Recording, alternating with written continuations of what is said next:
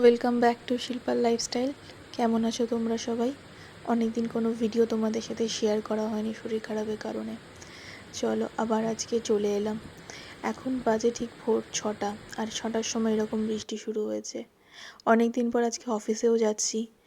আর অফিসে যেতে ভালো লাগছে, কারণ অনেক দিন বাড়িতে বদ্ধ ছিলাম। বাড়িতে হসপিটালে দুটো জায়গায় থাকার পর মনটা বেশ আজকে ভালো লাগছে। অনেক দিন পর কলিগদের সাথে দেখা হবে, কিছুটা আড্ডা গল্প। বাড়িতে আর কতদিন থাকা যায়।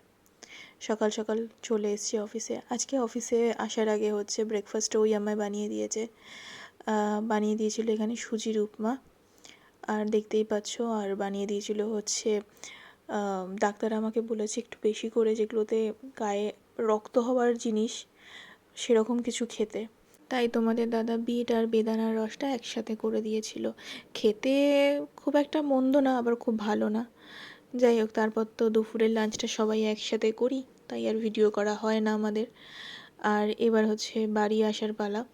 বাড়ি আসার সময়ও দেখছিলাম ভালোই বৃষ্টি হচ্ছে।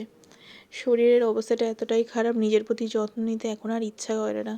কারণ হাত দুটোর অবস্থা এত খারাপ আছে, এতবার আমার চ্যানেল করেছে স্লাইন দেওয়ার জন্য, যে এখনও হাতে প্রচণ্ড ব্যথা। সেই কারণেই এখন মোটামুটি তোমাদের দাদা সমস্ত কিছুটাই করে দেয়, যতটুকু আমি পারি তাই করি। স্নান টান করে ওই সামান্য স্কিন কেয়ার, কারণ স্কিনের অবস্থা জঘন্যতম হয়ে গেছে। এই কদিন কিচ্ছু ইউজ করতে পারিনি। আর সামনে চলে আসছে পুজো, যতই হোক বাঙালিদের সবথেকে বড় পুজো। সেই পুজোর আগে নিজেকে একটু তো ফিট রাখতেই হবে, সেই জন্যই যতটুকু সম্ভব। আসার আগেও ফোন করেছিল, জিজ্ঞেস করছিল কিছু লাগবে কি না। এখন সেরকম অনেক কিছু খাওয়াতে আমার রেস্ট্রিকশান রয়েছে, তাই ভীষণ আইসক্রিম খেতে মন করছিল। ওকে বললাম যে আমার জন্য একটা আইসক্রিম নিয়ে এসো। ব্যাস, যেরকম বলা সেরকম কাজ। সঙ্গে সঙ্গে আমার পছন্দের কিন্তু আইসক্রিম নিয়ে চলে এসছে। আর আমি সব ব্র্যান্ড থেকে আমি আমুলের আইসক্রিমটা খেতে বেশি ভালোবাসি। আজকে বেশ অনেক দিন পর আবার পরিণীতাটা দেখলাম। বেশ পুরনো বইগুলো ঘুরিয়ে দেখতে বেশ ভালোই লাগে মাঝে মাঝে।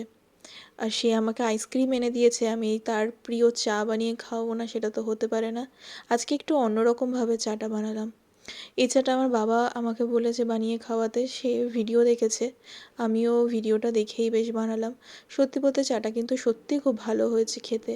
মানে একটা অদ্ভুত ধরনের খেতে হয়েছে, যেটা এক চুমুক দিয়ে আজকে প্রথমবার বলল চাটা ভীষণ ভালো হয়েছে, তার চাটা মনের মতো হয়েছে।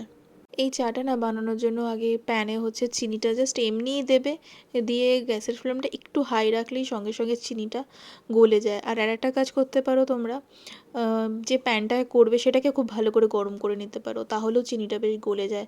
লাল লাল যে হয়ে যাবে তারপরই দুধ দিয়ে দেবে। দুধটা দেওয়ার পর মনে হতে পারে যে চিনিটা শক্ত হয়ে বসে গেল, আমিও প্রথমে একটু ভয় পেয়ে গেছিলাম। তারপর দেখলাম আস্তে আস্তে পুরো জিনিসটা গলে গেল। ও তো বললো যে দুর্দান্ত খেতে হয়েছে, কিন্তু যেহেতু আমার দুধ চা খাওয়া বারণ, যতই ইচ্ছা করুক না কেন এক চুমুকও খেয়ে দেখতে পারিনি। একটা দুধ চা খাওয়া নেশা ছিল, যেটাকে ডক্টর টোটালি বলে দিয়েছে এখন আর খাওয়া যাবে না। রাতে আজকে সেরকম কিছু বানাইনি, ওই 2 রকম ডাল মিশিয়ে এরকম একটু ডাল টাইপের বানিয়ে নিয়েছিলাম। এটাই হচ্ছে আজকে রাতের ডিনার ছিল। সাথে ছিল আলু সিদ্ধ মাখা, পেঁয়াজ দিয়ে লঙ্কা দিয়ে, আর ছিল ডিমের অমলেট। আমার ভিডিও কেমন লাগে অবশ্যই আমাকে জানিও। আর চ্যানেলটাকে সাবস্ক্রাইব করে প্লিজ তোমরা সবাই পাশে থেকো। চলো টাটা।